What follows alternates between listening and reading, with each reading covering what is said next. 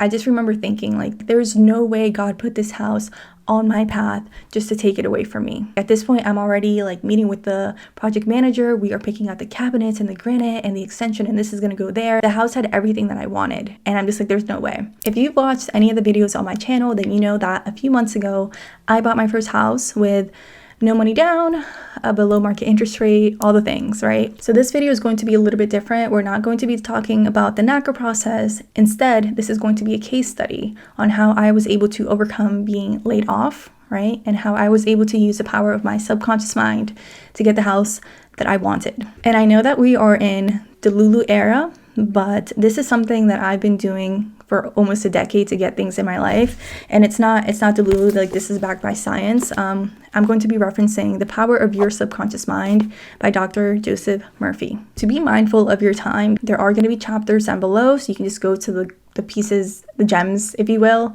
But yeah, otherwise, let's go ahead and jump in. So the process of me buying my house all started when I got my puppy Athena. Athena is a sledding dog. She is built for the winter. She is sensitive to the heat. So when I bought Athena, I was living in an old Victorian home that was over 100 years old, where it was really cold in the winter and it was really hot in the summer. So I was in a point in my career where it's like, okay, I've been working for a certain amount of time. I have stability. I'm getting ready to be promoted. This seems like a perfect time to buy a home. Okay, perfect. So I work with a real estate agent. I go see 2 houses, and the houses just did not match the house that I had here in my mind of like what I wanted. So I'm just like, nope, I'm not going to, what's it called when you meet something in the middle? Compromise. I was like, nope, I'm not going to compromise. So I don't know what it was, but I think it was maybe on Zillow or something. I signed up. I put my email in or something like that, but I got an email that there was this new community being built and that they had homes for sale. I had something to do with my mom, and I was like, hey mom, like let's stop real quick, let's go look at this house. As soon as like me and my mom walked in, we had a really great feeling about the real estate agent, about the house, about the community. Like it was just like, whoa, like this is really nice, right? And so they had different houses. They had single family homes that they were building, they had duplexes, and they had townhouses. And all 3 of them, I'm just like, this is just not it. The single family houses were too big. I forget what it was with the duplexes. And then the townhouse, it was almost perfect, but it was just a tiny bit too small. I explained that to the real estate agent, and he's like, well, you can get an extension. And I was like, an extension? Ooh, tell me more. Okay, we're gonna go with the townhouse with the extension. So I immediately start applying for mortgages. I get approved by like 4 or 5 of them, and they all required me to pay like $25,000 to $30,000 as a down payment, you know? And I had like a large savings, but it was a situation where at the end, like if I went with any of those loans, I would have bought my house and had like 0 savings. And so I'm considering my options. And then one day I am in my kitchen in my super old Victorian home that I was renting. And I remember like, oh wait, I had watched this podcast like a year prior, before the house search, before the dog. And in the podcast, the lady that was being interviewed mentioned her brother bought this house. I don't know what this program was called, but I knew that I wrote the name of the organization down on a sticky note. So I go into that drawer that everybody has that has like everything in there, like keys and fobs and manuals. And I go in there and I'm like, where's that sticky note? And I find it. NACA. And I was like, perfect. So I start looking into the NACA process, and I'm finding a lot of negative information, but I was like, nope, this is a way for me to get my house with no money down. I start the process, even though it's supposed to take a year. You know, my house is going to be ready in 6 months. Start the process, I get approved, get qualified, boom, I get laid off. So yeah, like the company where I was like getting ready to be promoted, I was learning the new job functions for like months. I ended up getting laid off. And so I was devastated. But honestly though, I just remember thinking like, there's no way God put this house on my path just to take it away from me, right? Like at this point, I'm already like meeting with the project manager. We are picking out the cabinets and the granite and the extension, and this is gonna go there. And I want my outlets over here. And you know, the house had everything that I wanted, right? And I'm just like, there's no way. So I tell my NACA counselor like, hey, I think we're going to have to call it off. You know, I got laid off. And so he was like, wait a minute, Wilma, wait a minute. You don't settle for a few months. So if you're able to get another form of employment to replace the tech job, then you're still in the clear. And so I was like, bet, right? I hang up the phone and immediately I start looking for a new job. I don't pay attention to the job market sucks. Everybody's getting laid off. Nobody's hiring, even though I had just gotten laid off. Like I knew like, whoa, this is the way. This is the way. Like God, and I want to say, I know I'm mentioning God, but that's because I'm Catholic. That's how I was raised. But you can insert whatever you want. God, Allah, the universe, the Almighty, whatever it is, it's the same thing.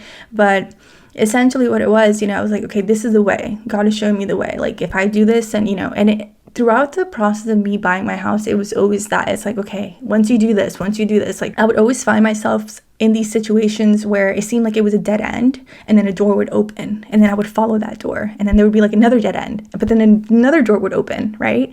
And essentially that's how the process was for 3 months until finally I got the settlement, everything went through, I got approved, and I got my house. So that is the story of how I was able to find my house, create the house the way that I wanted, get the house, and in the midst of a layoff. And so really, it's all just like the power of your subconscious mind. So now this is where we're going to get into the gems. So in this video, I'm going to be specifically referencing chapter 9 in the book. So it is how to use the power of your subconscious mind for wealth, right? So wealth, a house, money, a car, job offer, right? The first time I used this, it was for a job offer, and I had no idea what I was doing, or that I was doing what was in the book. And then I read the book and I'm like, oh my God, like I'm not crazy, like this is a thing, And so this is what I do now anytime I want something. So I want to share it with you guys. I'm just going to assume that if you're watching this video, you don't know anything about this, right? So again, there are chapters below that you can skip through. Dr. Murphy says, your subconscious mind is your great dark room. It's a secret place where your outer life develops. It's just like this idea of like whatever it is that you believe, you create in your outer world. And I know it sounds so fugazi, and I know it sounds so delulu, but it's just the way it is. When you have a lack mentality of he's gonna cheat on me, I'm not gonna get the job. When you find that you have these beliefs about certain situations in your life, that's usually how it unfolds, right? But what you need to realize is that the opposite is also true. If you have positive beliefs about uncertain situations, even though you have no proof, like that's faith. You have faith that the positive is true, and then usually positive things happen. So for me, in the example with NACA and getting laid off, there's no way God is going to take this house away from me. This house is mine. This house is a house that I had envisioned in my mind. This house is for me. And that's how it was, regardless of what was going on in my life, regardless of the fact that I had just gotten laid off, right? So essentially that is your subconscious mind. Whatever you believe, that is what you are going to create in your outer world. And that brings us to the first roadblock. It is the lack mentality. And so the lack mentality can play out in different ways in your life. So the lack mentality could be people who work in my job don't drive cars that look like that, or, something even as small as I only have 2 eggs, so I'm going to make 1 egg today. You're subconsciously believing that there's not going to be enough tomorrow. So the actions that you are taking right now are reinforcing that idea of there is not enough. If I eat both eggs today, I will not have breakfast tomorrow. And so with the subconscious mind, like that's like the first thing that you have to overcome, because again, if you believe that there is not enough for you, there's not enough for tomorrow, if you have that lack mentality, that's what you are going to keep creating in your life. You're going to keep perpetuating lack in your physical world. This is something that you have to consciously try to change. So, by action. So for example, if you have the 2 eggs, eat the 2 eggs today and have faith that tomorrow God or whoever it is that you believe in, is going to provide you more eggs, or they're going to provide you something better. Maybe tomorrow your neighbor will bring you some avocados and you already have toast, and now instead of having eggs, you're going to have avocado and toast, right? And so with this, I understand how this sounds, and I don't want to perpetuate any kind of like irresponsibility. When you start trying to reframe this lack mentality within yourself, like don't just like quit your job and say like, oh, God's going to give me the money for my mortgage tomorrow. Like that's like irresponsible. So you want to start out small. Ultimately, you're not going to be able to fully get rid of the lack mentality until you have faith. And it was funny because I remember when I first started manifesting, I manifested my first job offer. It was a situation of like, I just started practicing and doing it for like little small things. Okay, let's say I'm going somewhere, I'm running errands, and it's like, I really want like a close parking spot. Boom, I would get like the first or second spot. It would just be there waiting for me. And I'm like, ask, you shall receive, Or if it's like, I'm going to the mall and I really want this top, and I'm like picturing the top in my head, and I'm like, oh, it's going to be a great price. like, that would be so great if I could find that.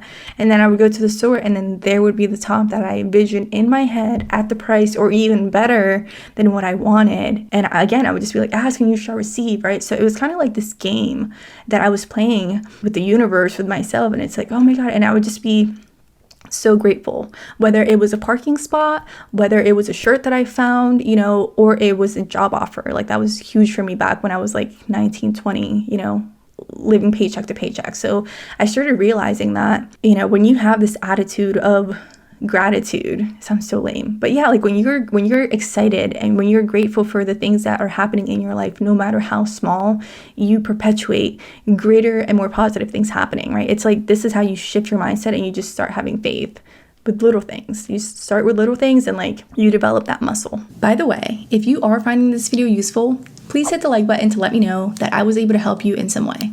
You're also welcome to subscribe to the channel if you'd like to see more content like this again in the future. The last point that I want to mention, which is a big one, because this will stop anything good that you're trying to bring in your life. This will stop it in its track, right? So it is envy. And I'm going to talk about both sides of the coins on this one, but we're going to start with you personally, right? So you do not want to be envious of anyone for anything. So that means, like, if you see someone and they got promoted or something like that, like, you don't want to say like, oh, they just got that job because their uncle is the manager or something like that. Like, even though it might be true, you want to be happy for that person, you know, because you don't know, like, maybe their uncle had nothing to do with the hiring decision, and maybe their uncle was saying, oh, because you're my nephew or my niece, you have to work twice as hard, right? Like, you don't know. In that situation, the only thing that you can do is decide how you want to view it and how you want to feel. Do you want to be envious of that person? No, you don't want to. Sorry, that was rhetorical. You don't want to be envious of that person, because if you are, then you automatically, like, you come down in vibration, right? Like, I hope that makes sense. So, like, what I mean by that is, like, you start just feeling like more resentment towards that person. You start feeling apathy towards your job, and you're just like, I'm over this. It's not fair. I'm never going to get anywhere. You see what I'm saying? You block your own blessings by being jealous of other people and what they have. You want to be happy for them. And I know it's hard, but like, it goes back to the lack mentality, because when you are envious of someone, really what's happening is that on a subconscious level, you believe that because they got it, you can't have it. And that is a lack mentality. Like, I drive a BMW, but it's an older model that I paid cash years ago, right? But I love my car. But if, let's say, for example, I'm out and about and I see a girl my age with like a 2024 BMW, right? I would never say, what do people say? Oh, that's probably her dad's car, or that's, you know, that's probably her boyfriend's car, or something like that. Like, no, because it's hating energy. It's envious, right? In that situation, it's like, oh my God, I'm so happy for her. And I would think, I want to be her friend. I want to be her friend because I want to figure out how she did it. Because I understand in my mind, if she did it, I can do it too, right? Like, that's the kind of mindset that you want to have when you catch yourself being envious of someone. Think, if they do it, I can do it too, right? Because you can. There is limitless abundance for everybody. You need to stop. You need to get out of that crab in a bucket mindset of, like, you know, get away from that. And also too, like, if you are surrounded with people who think like that, it's your life, do whatever you want. But I personally cannot be friends with people like that, because if I am around people who have that kind of mentality, after some time, the way that they think is going to start seeping into my subconscious, and you're not about to block my blessings. On the other side of the coin of envy is whenever people are envious towards you, right? So whenever you're the person with the 2024 BMW and people are telling you, like, oh, you probably with somebody for that car, or that's not really their car, or, you know, something like that. Like, you have to remember who you are, right? You cannot let those people's opinions, because that's what they are, affect the way that you see yourself, because you know how you got that car. You know that you worked hard for that car. Keep on going with your life and your trajectory of getting more and more, and let those people stay in their bucket. Bye. And so I remember this one time in high school, before I had manifested anything, for some reason my teacher had some kind of personal vendetta against me. And I remember she said to me, like, one time in class, like in front of everybody, they were talking about the Hunger Games, which I don't like the Hunger Games. I'm just like on my phone. But, you know, I think she got offended that I just was not partaking in the conversation. And she's like, you're never going to amount into anything. You're not going to make it to college. And in that moment, you know, I think I was like 16 or 17. I could have just like, that could have wrecked me. Person in authority telling me these things in this pivotal point in my life when I'm trying to decide where I'm going to go to college and what I want to study. But instead of letting it get to me, I don't know what it was. I don't know if it was my upbringing. I don't know what it was, but I just thought to myself, like, ma'am, this is AP Latin. Last time I checked, I have an A. I was very quickly able to see, like, the things that she is saying to me, it's not based on fact. Like, I'm in an advanced class and I have a really good grade in this class. Like, I'm going to make it to college, right? And so, yeah, I got into private school. I look back at myself and I'm just like so proud that I did not let that lady and her nastiness, like that's what I call nastiness, somebody that tries to put somebody else down, you know, especially somebody like that where it's like, you're an adult and you're my teacher, you're supposed to be trying to uplift me, one of the only minorities in your class.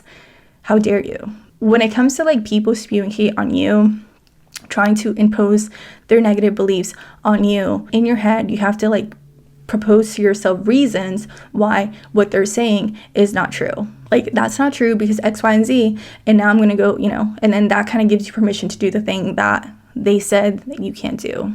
You cannot let people limit you, and you cannot let other people impact the way that you feel. Life is a feeling process. How you feel about yourself and the beliefs that you have about yourself and your life and like where you're going is the most important thing, because that is going to get you out of anything. It will get you out of poverty. Your beliefs are going to impact your actions, and your actions are what is going to determine where you're going to go. If you don't take action because of fear or insecurity or uncertainty, you're not going to go anywhere. We might even go backwards, right? But if you take positive action each day because you're feeling great, you're going to get somewhere. So yes, I know this video is a lot different than the videos that I usually post on this channel, but I'm super interested to know if you've ever had that experience where it seems like the thing that you're trying to get is not going to work out, but then somehow through faith and like it just works out.